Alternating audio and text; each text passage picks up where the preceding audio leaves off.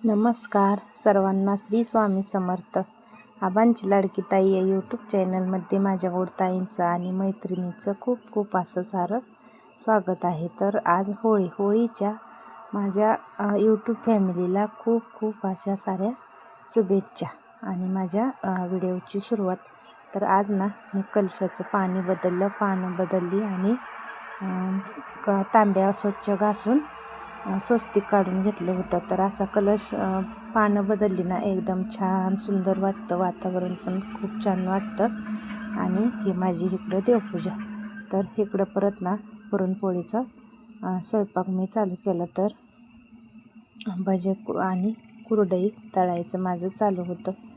तर इकडं ना थोडंसं आळूच्या पानाचं पण भजे मी काढलेलं. इकडं माझी डाळ शिजून झालेली. तर इकडं मी परत कुरडई पापडी अशी तळत होती. गेल्या वर्षी उन्हाळ्यात केलेल्या ही कुरडया आहेत, यावर्षी काय केल्या नाही त्या आता करायच्यात. तर बघा किती छान फुगते त्या. आणि ही पापडी पण तशीच छान फुगते. आणि इकडं मग पुरणपोळी करायला चालू केलं. तर बघा माझी पुरणपोळी कशी झाली, टम्म अशी पुरणपोळी फुगली. तर खूप छान अशा पुरणपोळ्या झाल्या. तर जास्त काही व्हिडिओ नाही घेतला, तेवढा छोटासाच घेतला.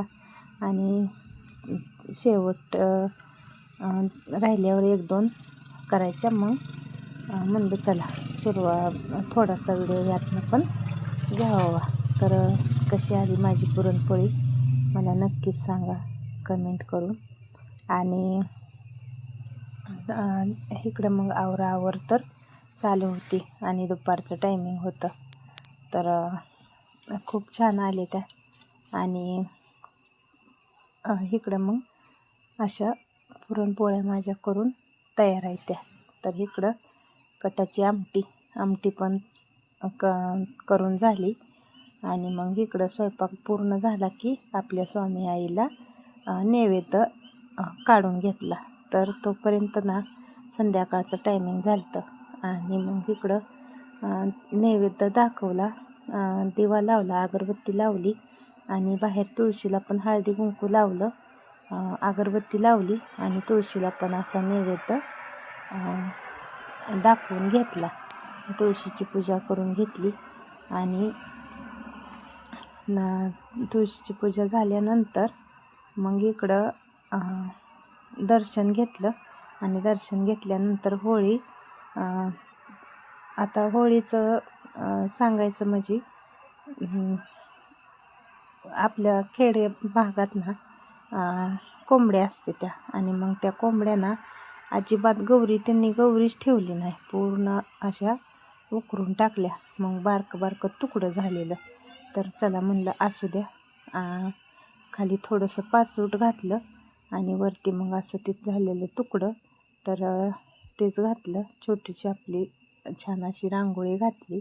आणि रांगोळी घालून घेतल्यानंतर चला म्हणलं आज होळीची पूजा करून घेऊया. तर मग इकडं मी होळीची पूजा करत होते. तर फुलं ना संध्याकाळी दिवस मावळायच्या अगोदर तोडायचं लक्षातच नव्हतं. मग फुलं तर तोडायची राहूनच गेली. मग जेवढी आहेत तेवढीच फुलं घेतली आणि तेवढीच होळीला अर्पण केली. हळदी कुंकू लावलं, फुलं अर्पण केली.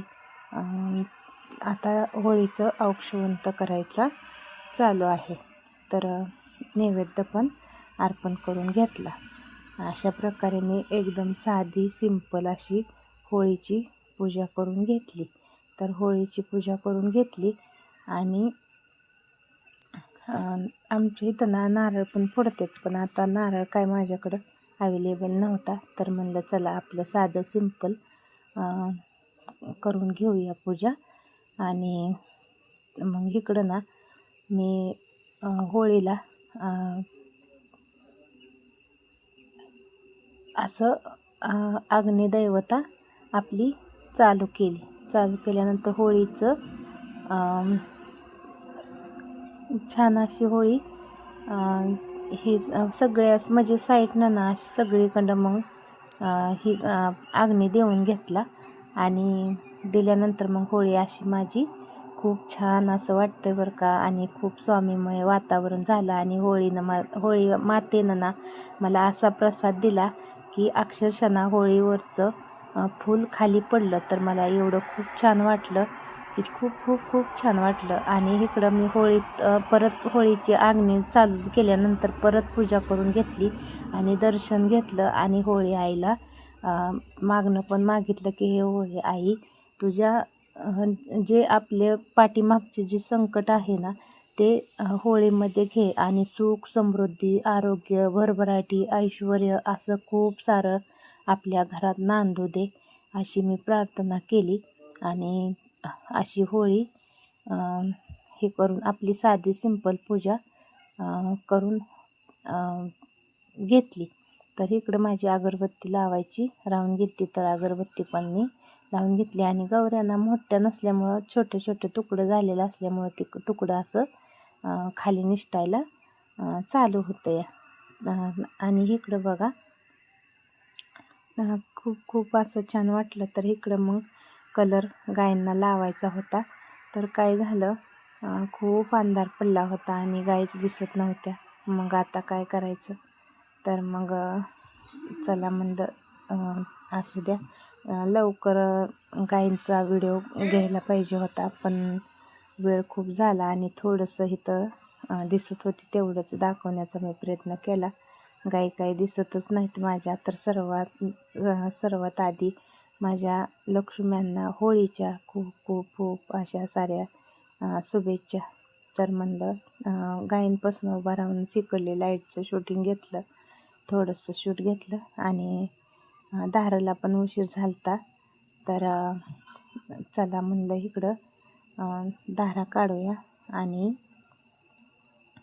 आपला व्हिडिओचा इथंच एंड करूया. तर ही झाड बघा किती छान वाटत होतं आणि खूप मस्त असं वातावरण झालेलं.